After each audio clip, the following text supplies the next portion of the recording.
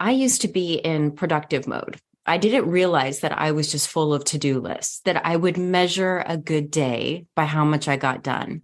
And then 3.5 years ago, I had my daughter. I'm a parent for the first time. And I started to measure the day differently. She's alive, I'm alive. We had a good day. We spent time together. We enjoyed each other's company. And so the biggest shift for me, I would say, just happened in the last few years, where I started to recognize that what was the measure of a good day was connecting with others. So I think that that is the good that's in the details. We can't be lost in our to-do list. And there is a quote by Leo Tolstoy that I love that is, to be happy, be.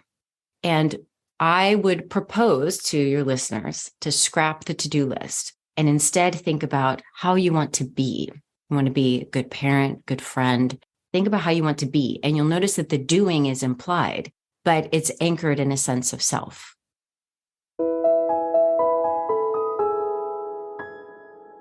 Welcome to Linda's Corner. My name is Linda Bjork, and today we're going to be talking about how good is in the details. I'm delighted to welcome Gwendolyn Dolske. Gwen is the co-host of the podcast Good is in the Details, and I'll include a link in the show notes. Welcome, Gwen. I'm so glad that you could join with me today. Thank you for inviting me. I'm excited to talk with you. I am too. And as I listened to a few episodes of your podcast, I was just delighted with the idea of sharing wisdom and humor and health tips and learning things that we didn't know. So would you mind sharing with me and with our listeners some of the things that you have learned from your experiences that have helped, just bring good into your life? Oh, and so in my personal life, the biggest shift, and I realized this just the other day, actually, I used to be in productive mode. I didn't realize that I was just full of to-do lists, that I would measure a good day by how much I got done. And then 3.5 years ago, I had my daughter. I'm a parent for the first time. And I started to measure the day differently. She's alive, I'm alive. We had a good day. We spent time together. We went out for a walk. We enjoyed each other's company. And so the biggest shift for me, I would say, just happened in the last few years, where I started to recognize that what was the measure of a good day was connecting with others. And I'm even feeling that right now. I'm a professor by day, and I'm grading my students' exams. And there are these thank you notes at the end of the exams on a few of them. And here I am thinking I need to get my grades done. Like, I'm in productivity mode. And then I read these thank you notes and I just stop and I think, oh, I connected. I did a good job. They appreciated what was happening in the classroom. So I think that that is the good that's in the details. We can't be lost in our to-do list. And there is a quote by Leo Tolstoy that I love that is, to be happy, be. And I would propose to your listeners to scrap the to-do list and instead think about how you want to be. You want to be a good parent, good friend, whatever your profession is. Think about how you want to be. And you'll notice that the doing is implied, but it's anchored in a sense of self. Wow. Oh, Gwen, that is so amazing and so beautiful. And it is so natural to go into that default to weigh our value on our to-do list or on I am a fill in the blank. And we put in our profession, or we put in our accomplishments, or we put in maybe the house that we're living in or the car that we're driving. And that those outward things are what define us. When those things, it is a default mode, but the real happiness and the real joy come from recognizing from the inside out, and recognizing that we are not human doings. We are human beings. And as we learn to be and become, then other things tend to fall in place. I loved how you said, not just scrap your to-do list. I imagine people having a heart attack when they hear that. But when you think, this is what I am, and then the doing comes naturally. It isn't that we don't do anything, but the doing comes from a different place. And you mentioned becoming a parent and how that changes everything. When you have tiny people in your life, your to-do list becomes really, really frustrating. And if you focus completely on the to-do list, then the child becomes a hindrance and an annoyance, and they can pick up on that. Yeah. And so as we're able to recognize, I kept a tiny person alive. And when you have a tiny person, sometimes that is the checklist of the day. Yes. I lived, they lived, I was able to feed them and clothe them and get them clean at some point. And that is good. So tell me more about your daughter. So she's 3. she's 3.5. I call her my darling tyrant, or sometimes I'll say my boss, and my friends are like, when can we talk? I say, when my boss is napping, I'll let you know. But I'm 45. I'm going to be turning 46. And I did not know pregnancy was not an option for me, or so I'd been told my entire life. So when it was in 2019, and all of a sudden I was very tired, and I thought, maybe this is it. Maybe I'm old now and I can't do as much as I could. And I couldn't get out of bed. And then one day I was walking to take a shower, and I caught a look at myself in the mirror, and I was like, that's different. And so I went to the doctor, and I took a pregnancy test. It came out positive. And then I went to the doctor, and the OB had never met me before. And he looks at my chart and he says, you're 41. And I said, yes. He said, you think you're pregnant? And I said, I don't know. And he did an ultrasound. He said, you're almost out of your first trimester. And that was the power of the mind. Like, I had all the symptoms, but you were nauseated and everything. Yeah. Tired, exhausted. I could not get out of bed. I couldn't do anything. And, I think that as an older person, I'm not that old, but as an older parent and a new parent, people would say, oh, you lose sleep, or, I'm like, I don't care. Every time it doesn't matter. It doesn't matter. I'm so grateful that I get to have her in my life. So I think that there's just this different set, and maybe it is being older that I think I was settled in my ways and I thought I knew everything, that now this radical shift has just made life so, so beautiful. So beautiful. So she is an absolute, I guess that's a very long way of saying she's a little blessing, and I love her even the moments when she won't put her socks on and she says no to everything. I love all of it. Wow. She is so fortunate to have you, mother. Your attitude and your perspective on things of just joy and gratitude. It's like you get all the wisdom of being a grandparent, and yet you get to be the parent. Yeah. So you have the love. You are the center of her world, which is one of the most beautiful, amazing things. And it can be annoying when you're trying to get other things done. But what a wonderful thing. I'm so happy for you. Thank you. So well done. And what a marvelous, marvelous professor you must be to have people coming and saying, thank you. Thank you means that you touch them in more than their intellectual knowledge, but you touched and changed who they are. So very well done. As you are becoming, it seems to be influencing the people around you. I hope so. This would be an example of the to-do list of thinking, emails, grading. But then if I think, wait, I want to be a good professor. I want to show up for my students. I want to be an effective, a caring, a compassionate, intellectual professor. Then all of that stuff is implied, but it doesn't feel like this outward thing. And I think, when you say the students writing thank you notes, it did kind of stop me in my tracks. And I think also gratitude is essential for every profession. And it gets you out of this mode of, oh, I have to do stuff. You can say, I get to do stuff. So even with being a professor, I say, I'm grateful that I'm part of the intellectual growth of these people who are choosing to be with me, who are trusting me with their work. And that makes me think about grading in a different way, as opposed to a chore. And it's the same thing with podcasting. It can take a lot of time. I think people are surprised at how much time podcasting takes.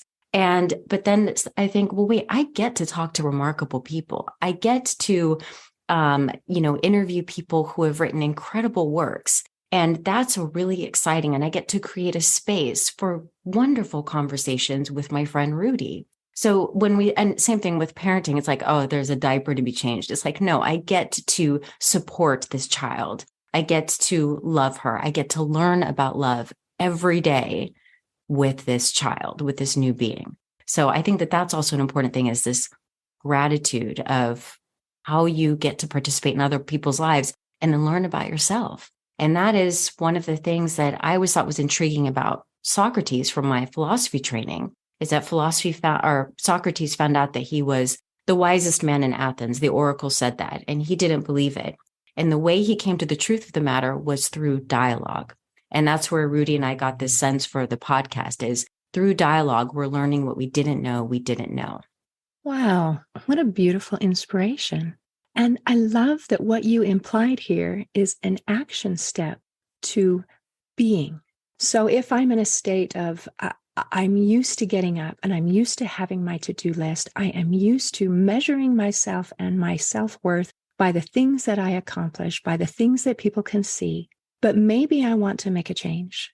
So how do I go about that? And one of the most beautiful, powerful answers is through gratitude. Through gratitude. And you even made a tiny shift in the words that we use, from I have to I get to. And it's amazing the words we use, how that affects our experience. One of my favorite studies, because I love to do research and studies, was one on weight loss. And they took a group of people and they said, okay, here's the diet we want you to follow. And then if someone offers you something that's not on this prescribed list, then say, I can't have that. And then another group was assigned to say, if someone offers you something, say, oh, I don't eat that. And then a third group was the control group, and they just did whatever they wanted. And then out of a scale of 1 to 10, how did they do? And the people who weren't told either way was about half. And the people who were told, I can't have that, their success rate was like 2 out of 10. And those who said, oh, I don't need that, it was more of an 8. So we have our baseline, but the words that we use can influence the way that we think about things. Do I feel abundant? Do I feel controlled? Do I feel scarcity? Do I feel free? It's just amazing. Absolutely. That's I think I have heard of that study, because it started to make me think, wait a minute, what do I say? But I think that I just do have a sense of, oh, I don't like the ways X makes me feel. And so I don't say, oh, I can't. Yeah, no, absolutely true. And you're already on board with that, and it comes naturally. And isn't that another wonderful thing? If someone's listening thinking, this sounds hard, I have to change the way I'm thinking, but it can become as easy and natural as whatever lifestyle you're currently living. And I think that gives a lot of hope. Yeah, it's important to pay attention to how we feel. This is another issue with the busyness. So even with this example of food, if I eat and I don't feel well, like I can't take a walk, if I'm not energized from the food that I'm putting into my body, and I pay attention to that, then I no longer desire that, because I'd rather be able to go out on a walk. And I think it's the same thing with work as well. The way in which you define yourself, pay attention to, do you feel valued? Do you feel like you're really expressing your talents? Are you flourishing? And it's, the same thing with parenting. Pay attention to, well, right now my daughter is 3.5. So I'm learning a lot by her exercising her autonomy and saying no to just about everything. I'm like, okay, this is part of your development. This is lovely. I get to be part of this, but I'm telling you, it takes 20 minutes now to get this child to put socks and shoes on. And I'm like, okay, isn't this a beautiful exercise of your autonomy? And you're recognizing the power of no. And so that's one way for me to look at it and just be joyous, but just pay attention to how you are feeling when it comes to exercise, even friendships.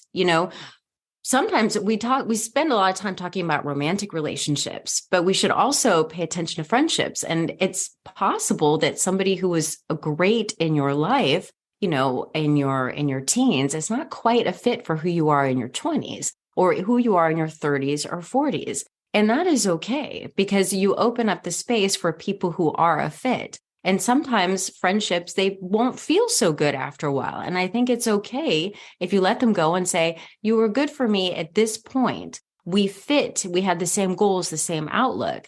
But, you can go ahead and evolve to find people who fit your outlook and your lifestyle and your goals. And I think that that's completely fine. But sometimes friends can break your heart if you're not paying attention to how you are feeling in that interaction. Sometimes, I was actually friends with somebody for a long time, and I valued the length of time that I had been friends with the person. And I noticed that as I got older, I was like, this person actually has kind of a snarky sense of humor. It's a lot of making fun and putting people down. And I had just kind of grown out of that. And it was a bit heartbreaking to let go of that. But I realized this is just not who I am. And it created the space for other friendships in my life where I felt supported and energized and excited. That is so beautiful. As we start talking about first within and being, and now we are very much not solitary. We're community. And so we interact with other people.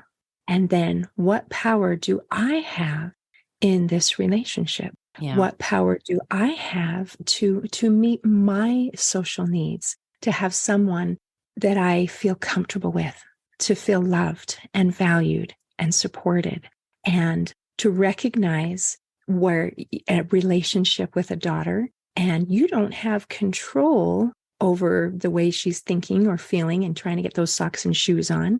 But boy, you're doing a great job at recognizing, and with that perspective of, here I am. Wow, look at this wonderful thing that you're learning how to do. I value that, and I value you.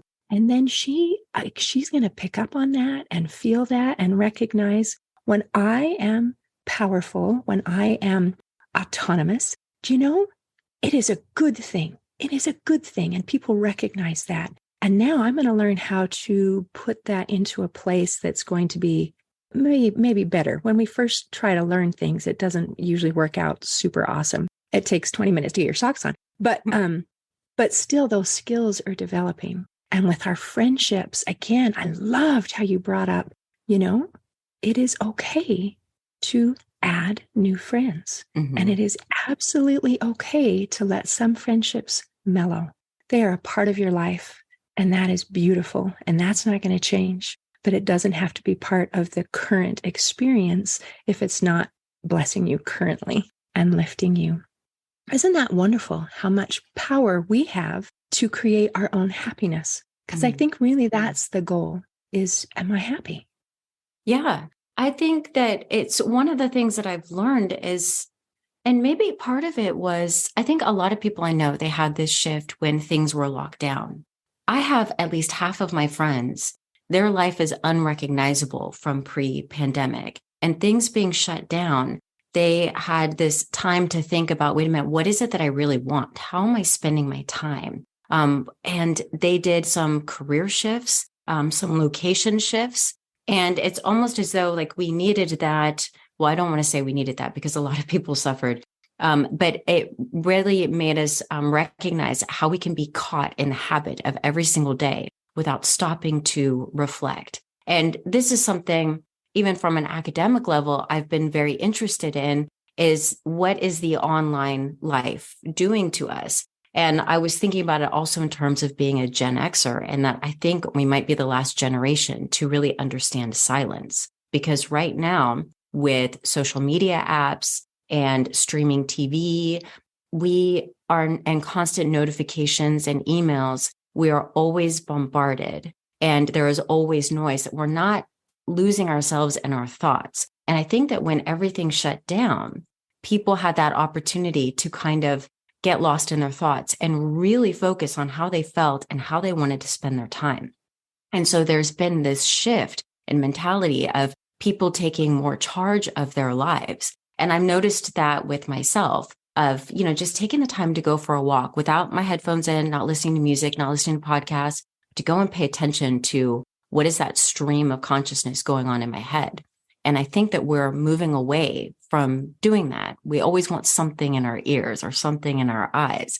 So it's important to step back and maybe even journal or just walk. We can't be afraid of our own thoughts. And you have brought up another action step. This is something I can do if I want to make a change. And your comments about silence and about that quiet space are so valid, because where we live in a world with so much coming at us all the time, all of our senses, and we are used to that. And if there is a moment of silence, boy, I better turn on the TV or scroll through my phone or put my headphones in or do something. And we have to actually make a conscious choice to take some time for some quiet. It is not the default setting. It requires a choice. And that is something that we can do, but we have to actually make the choice and do it. And I really loved when you talked about how when we've been through this whole COVID thing and how it has given us, it was horrible. I mean, it was undeniably horrible, but it also gave each of us an opportunity to change. And I have seen such beautiful changes come out as people have recognized, like your friends did, you know what? I have been doing what I have been doing out of habit. I didn't even know that there was another way. But now that I've been, commuting from home, now that I've been doing this, I know that there is another way. So now, what do I want? Unfortunately, I've seen other people who have allowed these experiences to fill their heads and their thoughts and their future with fear and a feeling of not being in control. And those people are still struggling to put themselves back together. So it is interesting that the same experience can create such different outcomes depending on what we use it, how we use it. Yeah. I mean, there was, you're right about that with the fear. I think there's still a lot of concerns about children in school. I'm obviously in education. So I don't want to make it sound like it was all, like this joyous thing. But I think it really did, make us all just kind of wake up, just stop. And I really appreciate that. And, with the social media thing, now I enjoy social media, so I don't want to sound like I'm on a soapbox, wagging my finger. I think TikTok is a lot of fun. I like Instagram, where I can see friends that I have made over the years, but haven't seen forever because maybe we live in different countries, and I feel very present in their lives because I get to see that. So there's a lot that I enjoy. But I have actually asked my students to try this. So maybe I'll ask your audience to try this. Don't look at it first thing in the morning or even your emails. Don't make that the first thing you do in the morning. And the reason is because when you check social media or your emails, you are immediately thinking about what other people are doing or what other people think of you. You're in response mode. And the first thing you want to do in the morning is think about what you want to get out of the day. So even if it's just doing a yoga pose, even if it's just letting the dog out, brush your teeth, wash your face, just do something for yourself before you leap into response mode, because the response mode it's going to exhaust you. And you want to make sure, in order to anchor yourself in happiness and a sense of self, you want to make sure that you are clear about what you would like to get out of the day. Wow. Okay. Another beautiful action step. This is a specific thing that we can do to be able to be not in response mode, but to be able to be in control, the creator of my day. And I love the ability to take, we mentioned COVID. It can go either way. It can do good things, it can do bad things. Social media can do good things and it can do bad things. It can do good things. It can help me feel connected to people who are far away from me. It can help me to be a part of their life and them to be a part of my life. Or it can make me feel compared. It can make me feel weighed, measured, judged. It can make me feel like I'm not enough. It can make me feel like, wow, everybody else's life is so awesome. Why is my life so boring? How come I don't have all of these wonderful things? And it research shows that it actually causes, and I'm sure you're aware that usually we have a correlation between, not a causation, but research shows a causation of depression, anxiety, and dissatisfaction with our life with extensive use of social media, because the default, the natural thing to do is to compare rather than to, just be. Mm-hmm. So that's nice to be able to say, okay, go ahead and use social media. Let's use it as a tool, but let's not start the day with it. My day is going to be started with my intention. And when I am feeling in a good place, then I can make that connection with social media. Yeah, I have to credit one of my friends, Dr. Angela Gorel. She was also on Good as in the Details to talk about her book, The Gravity of Joy, which was just, oh my God, it's just such a beautiful book. And I'm going to plug her book real fast because it was just so extraordinary. But she got a position at Yale in the theology department. So she's an academic and she was going to study joy. That was her project. And so she was going to do this big research project on it. And then what ended up happening was within 1 month, there were 3 major tragedies that happened in her life. So here is somebody with the library, all the knowledge. She's a reverend. She's got all the book knowledge. And she is supposed to talk about joy, and she's crumbling internally. And then also show up to the classroom and talk to her students about joy and the meaning of life. So this project on joy ended up being this semi-autobiographical work about working her way through that grief and what joy really means. And it was just so, so beautiful. But I was going to say, in terms of social media, I want to credit Angela with, she gave the advice of when you see things on social media, there's actually studies to show that if you just like, it's not going to do that much for you, but you can actually get a boost when you comment. Or if you see a friend is doing really well and they post it on social media, call them to see how they're doing. And I am so glad that she said that, because I have now taken that step. And she was absolutely right. If you see that somebody is struggling, although people don't normally put that on social media, but if they happen to, don't just but actually pick up the phone and call them. And it was the best piece of advice. Dr. Angela Gorel, she's amazing. Another beautiful action step. And sometimes it is hard when we are in that mentality of comparison, that if I see that you have done something wonderful, for me to genuinely feel excited and happy for you, rather than thinking, woe is me, how come I don't have that?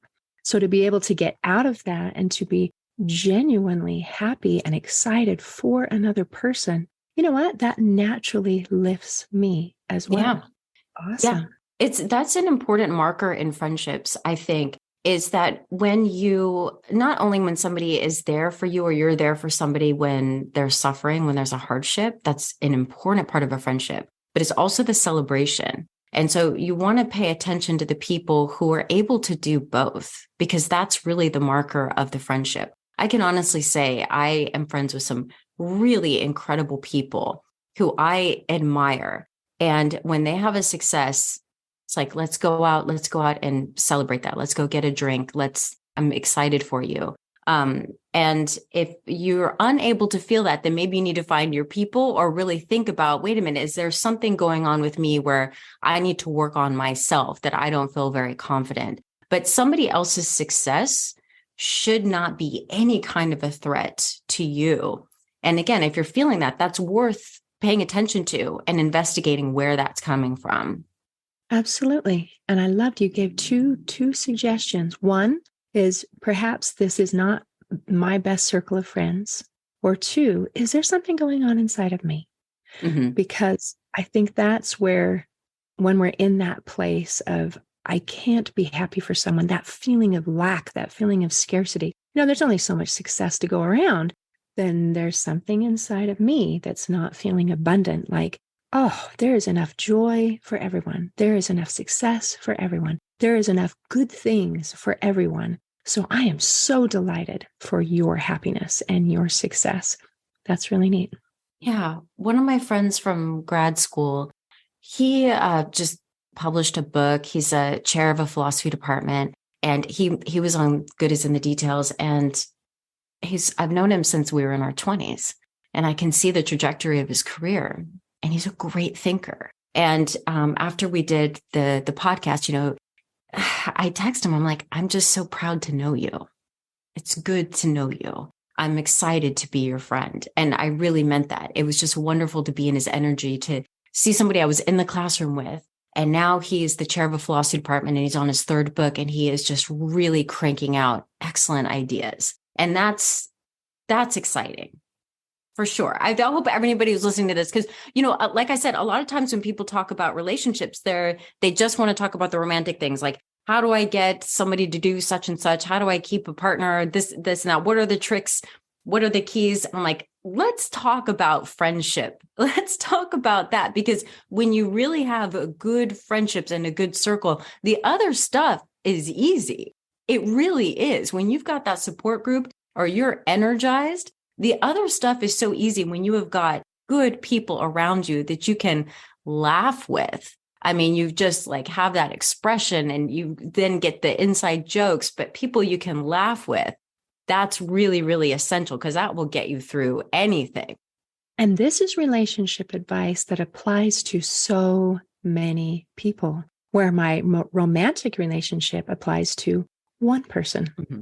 So talking about friendships and family relationships, that social support group, wow, I can use this here.